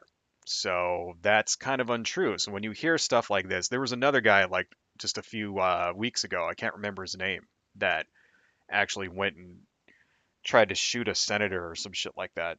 Or no, it wasn't a senator. It was a guy. I can't remember his name, but it was like a guy that tried to shoot a mayoral candidate for some city, and it was the same thing. And he was like identified with like the Black Israelites, and everyone's using him as an example of leftist radicalization. And it's like, no, these are not leftist groups. These are very much right wing groups. This is an example of white right wing radicalization, right? And what makes them left wing? Seriously, like if these groups like the New Black Panther Party, like the Black Israelites, like the Black Liberation Army, Black Writers Liberation Army, shit like that. If they don't have the politics, they don't have the identity politics, they don't have the economic policies, they don't support those, then what makes them leftist? The fact that they're anti, that they're anti-white supremacy, is that all you have to be in order to be considered a leftist, is to be against Nazis? I don't fucking think so. Anyway, so yeah, that's kind of bullshit here. Right. Third, getting back to Giuliani and his horseshit, very first thing he says there is, oh, he should just go to some other country. No, fuck you. Remember when he said this? He said this right back here. Let's rewind this. Very first thing that he says, right? To Eminem taking a knee. Why doesn't he go to another country? No. Why don't you go to another country? See, that's another thing. Like they always, that love it or leave it attitude. Oh, this is United States. If you don't like it, leave it. Fuck you. How about that? How about that, Giuliani? How about you go to another country? Because in the United States, in our country, we have the right to say whatever the hell we want. That is the very first thing enshrined in our Bill of Rights. And if you don't like it, you can get the fuck out. How about that? That's the other. It's like that pisses me off like as much as anything else that we've gone over today. It's the idea that the right wing thinks they own the fucking country. They think they own everything. Like this is our country.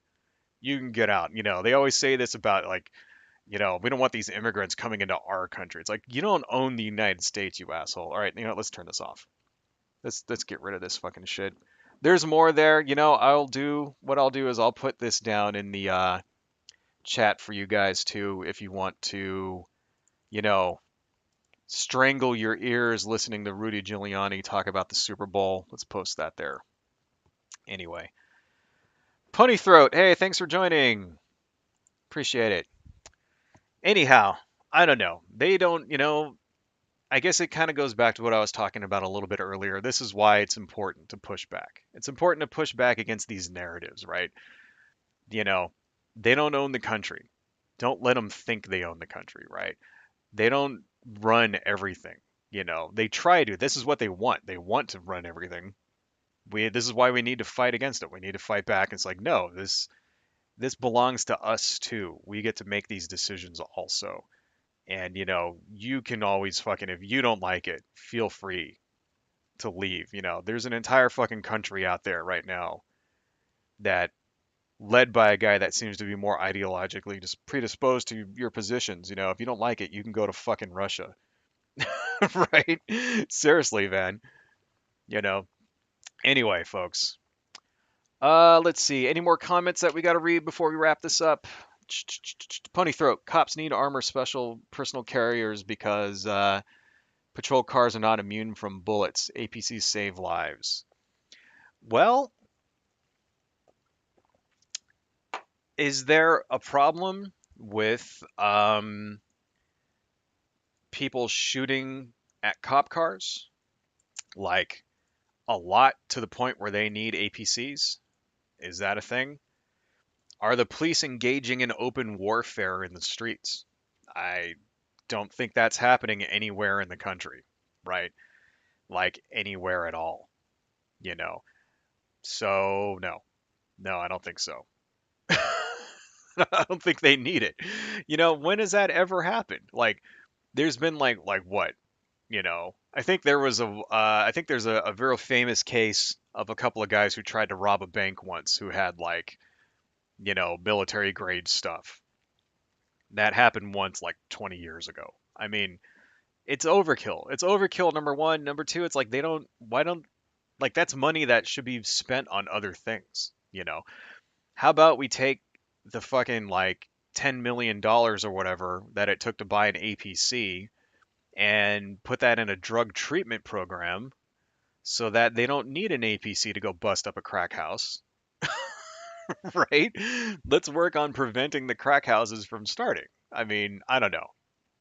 I don't know. I think that's not necessary, and I don't think it should be allowed. It's like, I mean, unless you actually can cite a case where like people are firing bazookas and shit at police cars, like, is that actually happening?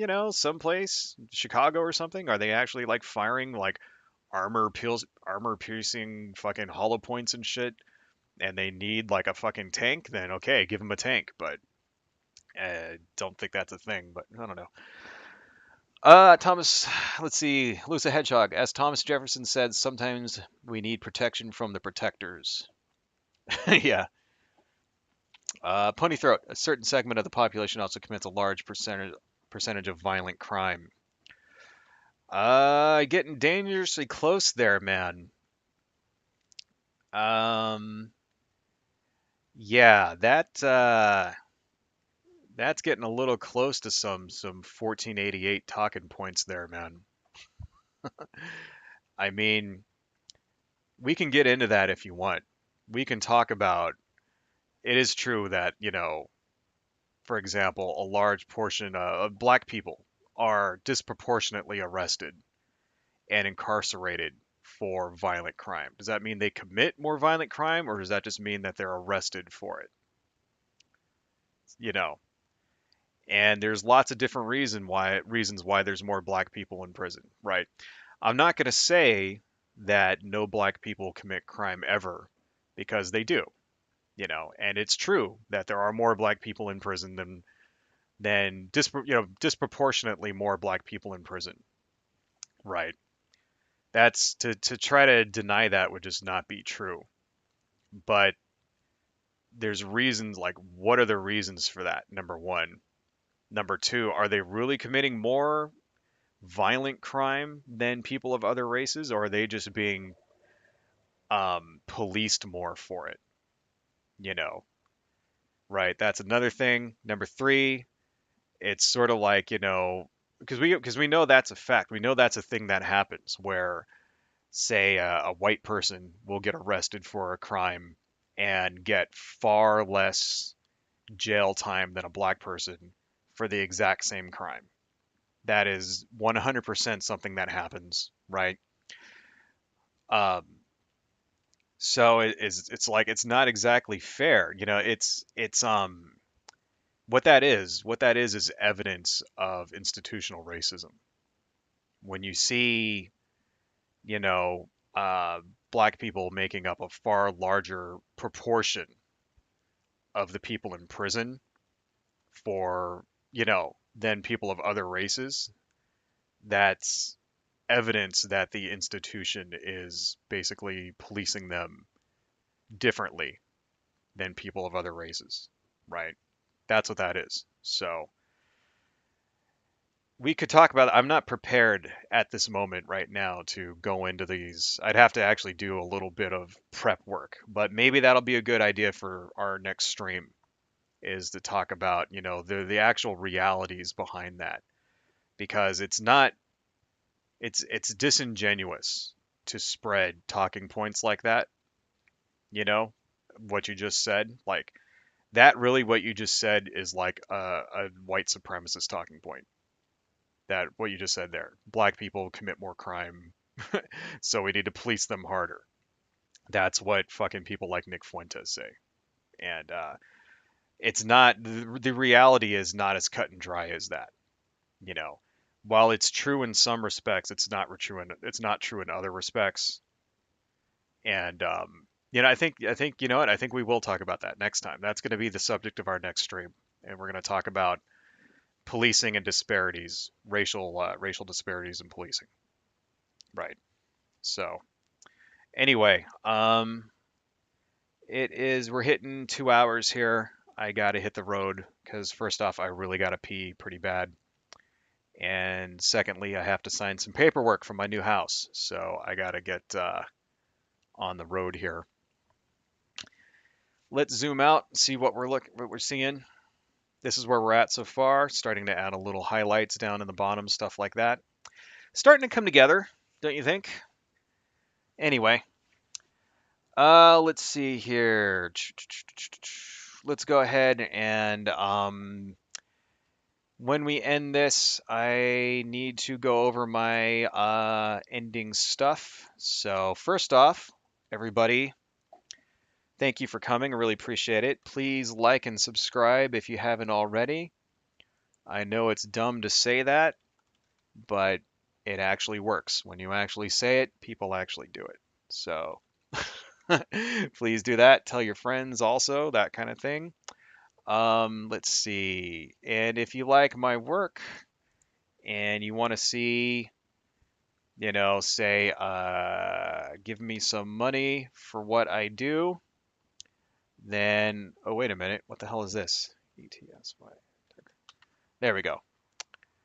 All right, let me just go to my store here. I do have an SD shop, as always, as I'm sure you're aware of. I always hype it every time.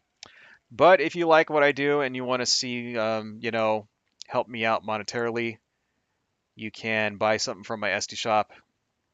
It's down in the chat there for you. I make prints and stuff like that. Here's the latest one that I did. This is like a Lovecraft kind of print. So anyway, if you want to support me monetarily, there's an option there for you there.